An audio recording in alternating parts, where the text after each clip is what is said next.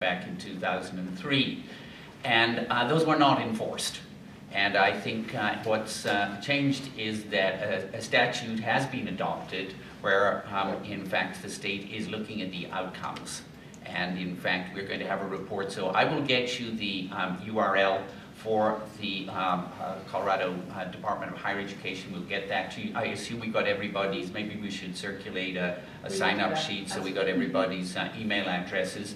All of this is posted on the Department of Higher Education website. There are some interesting reports coming up about enrollment, persistence, remediation, achievement. You can review them. They're disaggregated by gender, by ethnicity, by socioeconomic, and you can see this. So I believe it's got some teeth. We had a long strategic planning session for a couple of years, and now under Joe Garcia, I think there's a real commitment to make it happen. What I would suggest, however, is it's interesting. We have this handout about Latino elected officials. Maybe we should be looking at Latino appointed officials. Jim Chavez is appointed to the board of University of Northern Colorado. Maybe we should take a look at those boards and see what the representation is there, because there really should be, the Latino voice should be heard in those oversight councils. We can absolutely observe implementation from where we sit, but to have the voice of the Latino, I mean, I'm sure, Jim, it makes a difference that you happen to be on the UNC board. Well, thank you. To circle back to my opening point of that, Derek, is that, you know, I'm just one person on one board, and so, you know, there's schools like Metro that are doing, I think, really, really good jobs, great jobs, moving forward on some of the desired outcomes. But unless we have major influential groups like CLF and CLLARO to get more people appointed to more boards to make things happen, then that report or that master plan may also fail to accomplish all the successes that we wish it would. So that's why I bring it up here, is that the master plan is I think, a really major step forward. But this organization ought to, I think, make it a major focus and then be in a position to demand results and demand action. And part of that will be by putting more people on boards, but also having more voices with your elected officials to hold all the universities accountable. It's not good enough just for Metro to be the one school doing great things. I would agree that this group could make strong recommendations. Jim and I are in another statewide group, the Colorado Coalition for the Educational Advancement of Latinos. Over the last 2 years, that organization, we met, we studied the plan, we made recommendations, we wrote up different responses to the items that they were recommending, and I think we can do the same thing with CLF. I think that would be a very positive thing that we could do. In terms of the, given that there is this master plan, and then it would also be great to hear from, to kind of wrap up this discussion, if there's other pieces that are missing from the state, the kind of the lay of the land, the current affairs situation. But in terms of the master plan, do folks have any recommendations as to what sort of advocacy would be helpful? Is this in the forms of letters? Is it in the forms of going to certain meetings, of getting on specific listservs? What kind of advocacy are folks talking about here? Well, you raised it, Jim. Well, I'll just throw one out, and I'll be quick. I think one of your points and your suggestions is groups, individuals, legitimate groups being a literal voice at Board of Trustees meetings or at other community meetings where you are literally a voice asking and demanding people to perform better, to accomplish and attain some of those goals of that master plan.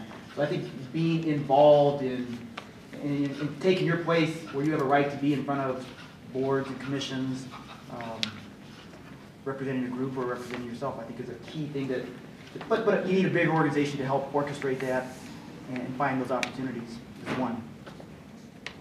Cool. I think, go ahead, and then I want to move on to another. One specific I would love to suggest, particularly with the students in the room. If we could identify and mobilize the Latino students on these campuses, because that's really where I think the administration has to listen. I mean, if the dropout rates, the failure to complete, the loan delinquencies that we see, if they continue with their, I mean, look at this report. This report is tragic. It's horrendous. And if they continue, I think let's mobilize the students if we can. So do you have, for instance, a Latino student group at the UNC campus? Sure, we do, but I'd say like a lot of opportunities without an orchestrated, purposeful effort, they oftentimes don't take advantage of, or we don't get those groups. And I have to imagine that happens at a lot of places, whether it's public meetings, city meetings, or university meetings. The student voice can be a very, very powerful voice to help change occur faster.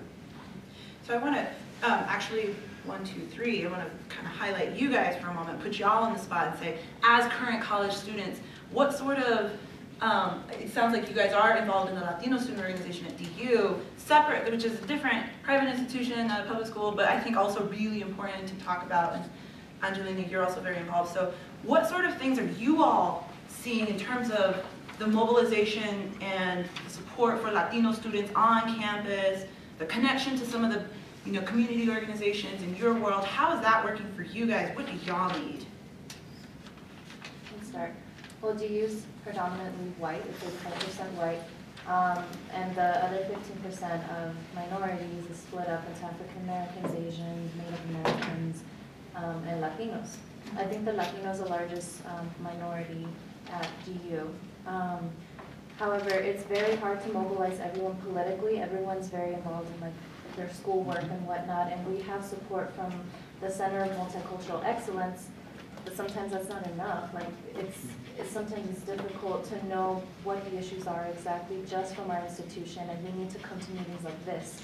Mm-hmm. And then in order to do that, we need support from advisors to be able to tell us what these are, why we should go, or just to get enough students funded to go. Because a lot of times, just because we made it to DU doesn't mean we're all of a sudden financially able to go to everything. So we need to be able to be funded for this as well. Yeah,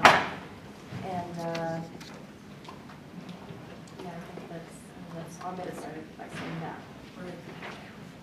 I think for me, being on Auraria campus, I spent my first year of college in Southern California, and it was a complete different experience.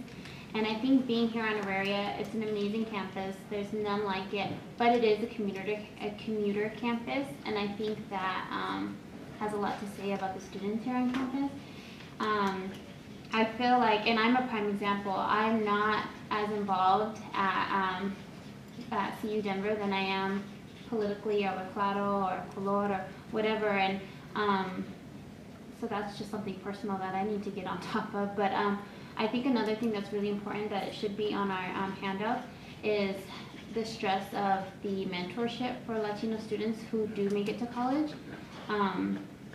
Because I know, I'm in my 3rd year of college, and sometimes, my mom's voice isn't enough to keep going, and it's super important to have that mentorship and leadership, like CLLARO and CLF.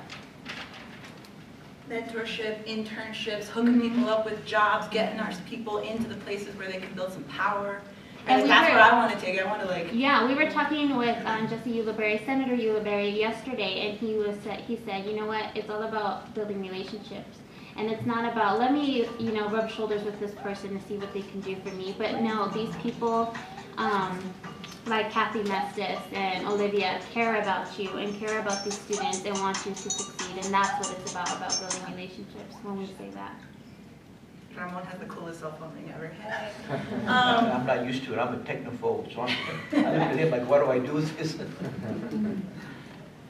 Mentor, build relationships, build internships, power, right? Because I feel like there's as somebody being out of school for a couple of years, there's a huge disconnect, right? There's awesome organizations for students on campus, and then you get out and you're like, now what? And there's almost no disrespect, but sort of folks who have who are in these huge positions of awesome power, but there's I feel like a need for some stepping stones and some ladders and something. I don't know if that. Yeah, and I think not to help the students. So if the other student, do you want to go? Oh, I just So I'll be quiet now. Is there someone else in the third one?